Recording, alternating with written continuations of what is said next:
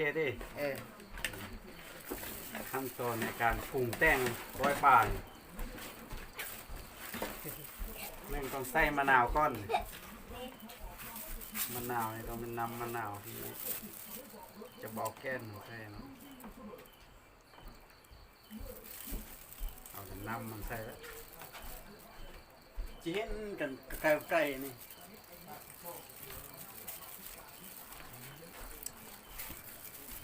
ใส่น้ำมัน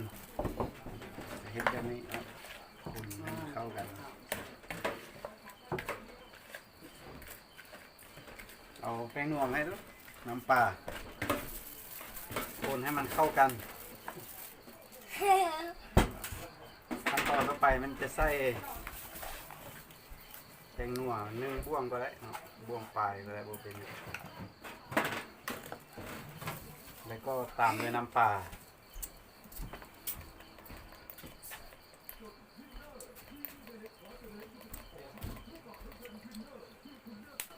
ใส่แล้วก็คนให้มันเข้ากันเบิ้งแล้วเป็นตายากกินแล้วนี่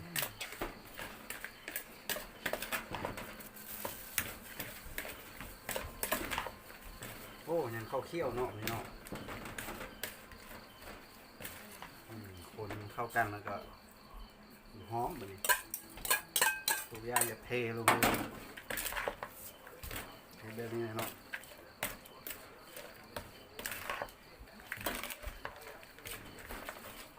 เข้ากัน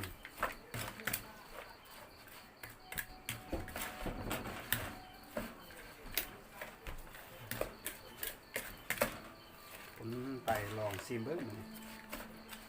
มันจะเข้ากันหรือเปล่า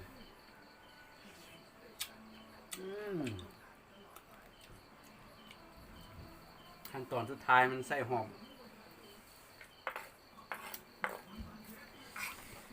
ครับ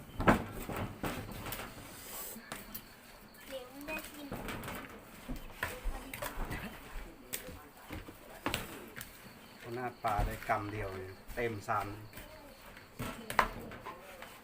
สมควรอยู่เนาะเอาเคี่ยวมาแล้ววะก่อนเส้นนึงลูกเอาเคี่ยวต่อขั้นสุดท้าย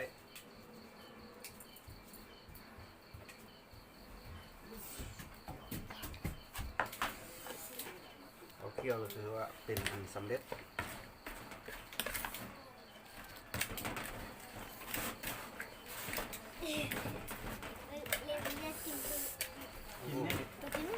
เป็นที่เลยกินเป็นอะไรนี่คักอยู่บ่ลองมือเนาะคำนึงอีก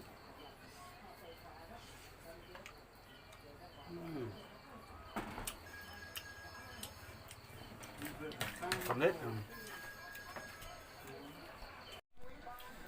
ไผ่งาข้างเนาะไผ่พอจุดอ่ะไผ่ข้างของหัวนอกจากเขาอิ่มเลยว่ากินหมดเห็นไหมน่ะ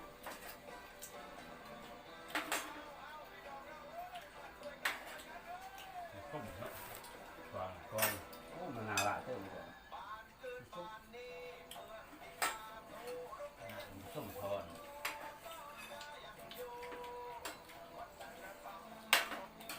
พุ่มนะดึกดึกมะนาวนี่สนุกต่อเนื่องแล้วใจต่อเนื่องนะครับไทยไฟบางแสนครับคู่ที่3ในการถ่ายทอดสดครับเพชรสมัยลูกเจ้าพ่อโดนต้มเจอกับนัสเซอร์ซัดจาฮีจากอิหร่าน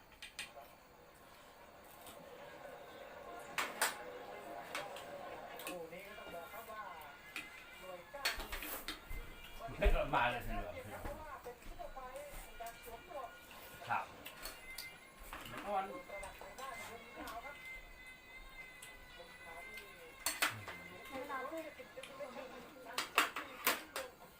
กินหนึ่งหน่อยแก่เนี่ย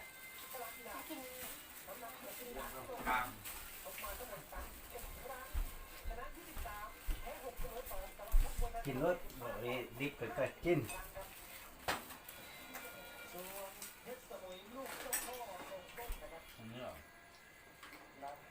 จากอำเภอวารินชำราบจังหวัดอุบลราชธานีครับแต่ว่าฉายาในมหาการแดนใต้ก็ตามสีเสื้อลูกเจ้าพ่อโรงต้มซึ่งครับเป็นสีเสื้อของนักสงครามครับซึ่งเป็นเลือดเนื้อเชื้อไทยชาวเกาะสมุยจังหวัดสุราษฎร์ธานี ส่งมัน นะครับคณะของเพชรสมุทรนี่สูง163เซนติเมตรนะครับ ถึงก็ข้าว น้ำหนัก63กิโลกรัมนะครับนี่เป็นแชมป์รุ่นเบอร์ระดับเลยนะครับรุ่น63กิโลกรัมครึ่งแล้วก็เป็นแชมป์อีซูซูคัพซุปเปอร์ไฟท์2019ครับเปิดตัวกันด้วยมาร่วมรถเพชรสมุทรนะน้องครับมาแลกกันครับคู่นี้มาเป็นคนครึ่ง ซื้อรู้สึกเขาเกี่ยวใช่ไหมซื้อหรอ ซื้อแล้ว ซื้อน้อย ตลาดที่ทำอะไรครับ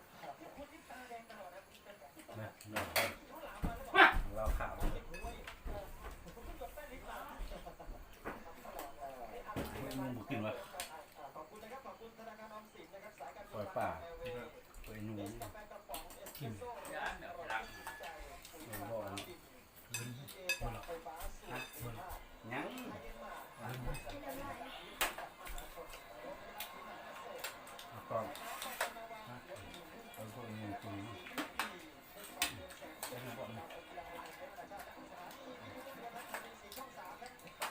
โอ้ครับเลยเนาะเลยเนาะคิดว่าดิ มันปล่อยบันมันโบกเท่านั้นเนี่ยโอ้เกมเล่าคอยเกมเล่าเนี่ยไม่ถึงนี่อีก จำเดียวอันนี้เขากับป่าเต้นเขามาเองคุณสวัสดิ์ขับมันแข่งอ๋อเขาเลิก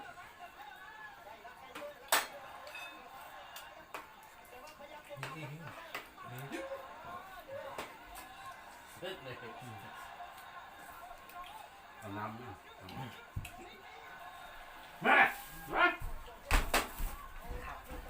ขับอยู่เนาะขับกินแล้วเนี่ยว่า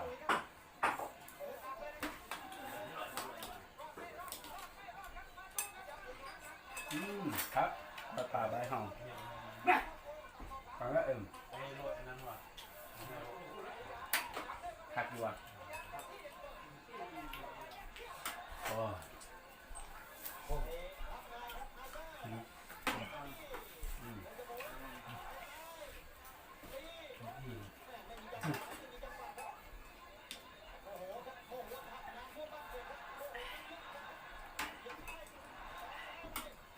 เอ็มตั้งแกง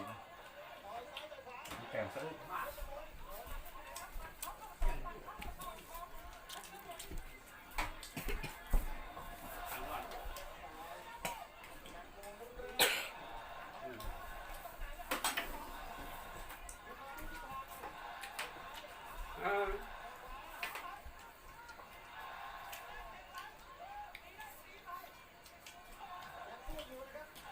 มาก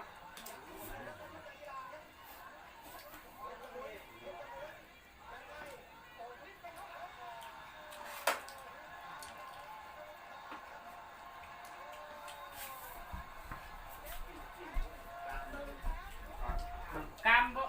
ไก่น้ำบ่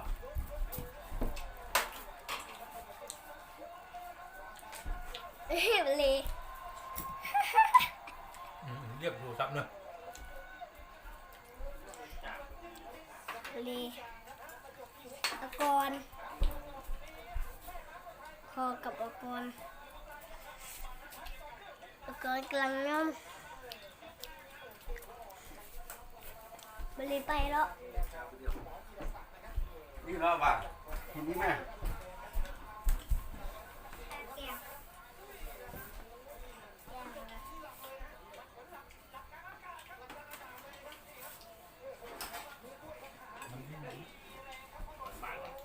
มาที่บอกมีเชิงเหรอร้อนเปล่าอ่ะ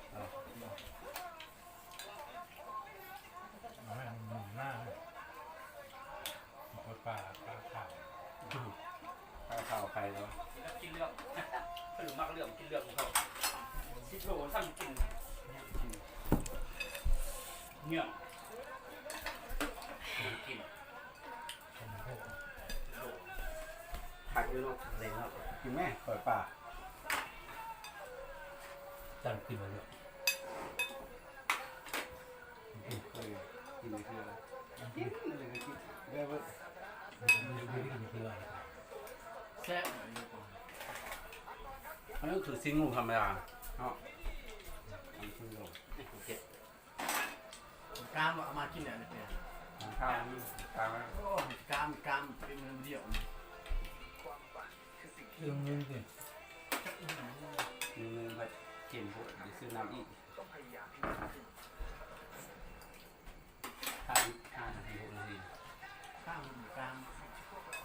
ทำ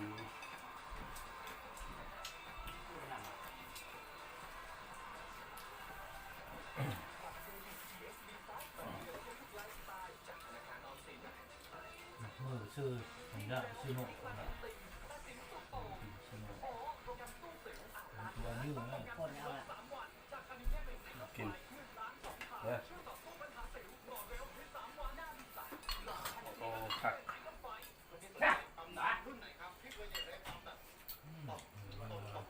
ผักก็ดีเต็มหัวเลยกินแล้ว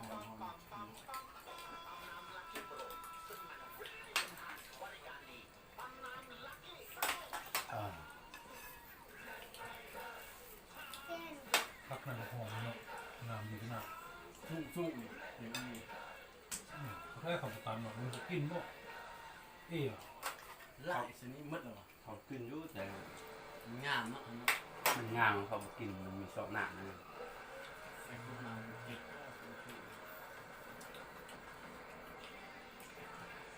ไปโคตรพูด น้ำพุ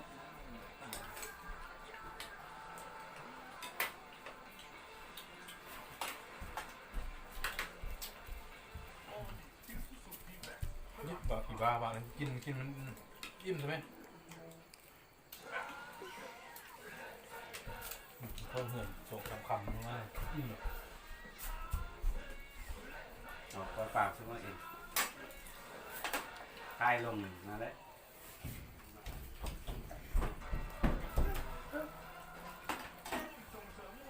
มาพรวะ โอ้ต่อ มาเลย ไปตาย บ่ ไม่มีอะไรว่า ตื่นมืดมืดตัวหาน อย่าไปตกลงเลยเนาะ กับแกยืดว่ะใครตื่นห้าง นี่ อยู่ประตูวัน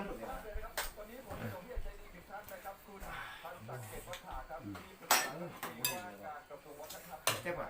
เสียดาย โอ้ยเป็นเลยจะเพี้ยน กินซอสเลยชอบเป็นเลยโลวะ โลก เมาเหล้าที่ เข้าลงมา มูเบ้าน่ะ เนี่ยมันคือนี่มาแล้วโอ้เจ็บมากเลย